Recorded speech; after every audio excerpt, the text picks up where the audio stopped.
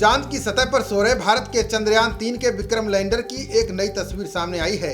चांद पर -253 डिग्री तापमान में विक्रम लैंडर एक छोटे से बिंदु की तरह से दिखाई दे रहा है। चंद्रयान-3 के विक्रम लैंडर की तस्वीर को दक्षिण कोरिया के दनूरी ऑर्बिटर ने खींची है। विक्रम और प्रज्ञान फिर से सक्रिय हो पाएंगे या नहीं, इस पर भारत के साथ पूरी दुनिया की नजरें टिकी हुई हैं। चांद के दक्षिणी ध्रुव पर स्थित शिव शक्ति पॉइंट पर चंद्रयान-3 का विक्रम लैंडर सो रहा है। उसकी इस तस्वीर को दक्षिण कोरिया के दनूरी ऑर्बिटर ने खींची है। दक्षिण कोरिया के पाथफाइंडर लूनर ऑर्बिटर को आधिकारिक रूप से दनूरी के नाम से जाना जाता है। ये पृथ्वी के बाहर दक्षिण कोरिया का पहला स्पेस मिशन है।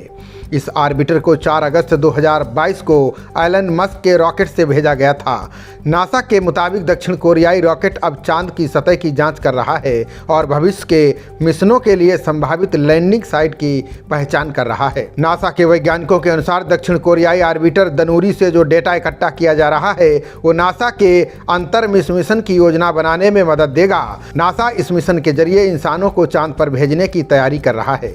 नासा का इरादा चांद पर बर्फ की खोज करना और वहां बस्तियां बसाने के लिए संभावना की तलाश करना है।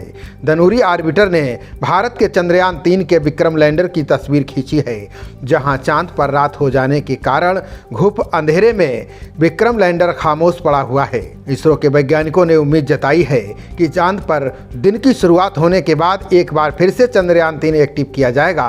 वैज्ञानिक इसे जल्द ही जगाने का प्रयास करेंगे। इस समय चांद पर तापमान -253 डिग्री सेल्सियस तक पहुंच चुका है। विक्रम लैंडर और प्रज्ञान रोवर में चांद पर ठंड से बचने के लिए जरूरी हीटर नहीं लगे हुए हैं, जिसके चलते उन्हें कड़ाके की ठंड झेलनी पड़ रही है। सोने से पहले चंद्रयान-3 के रोवर प्रज्ञान की बैटरी पूरी तरह से चार्ज थी। वैज्ञानिकों के मुताबिक हीटर के बिना विक्रम लैंडर की बैटरी बचे रहने की संभावना अब केवल भाग्य पर निर्भर है। किसी स्पेसक्राफ्ट में हीटर इसलिए लगाए जाते हैं जिससे वे उसे अंदर गर्मी देते रहें, भीषण ठंड से भी बचाते रहें, ताकि उसमें लगे हार्डवेयर काम करते रहें। इसके लिए प्लूटोनियम या पोलोनियम का इस्तेमाल किया जाता है।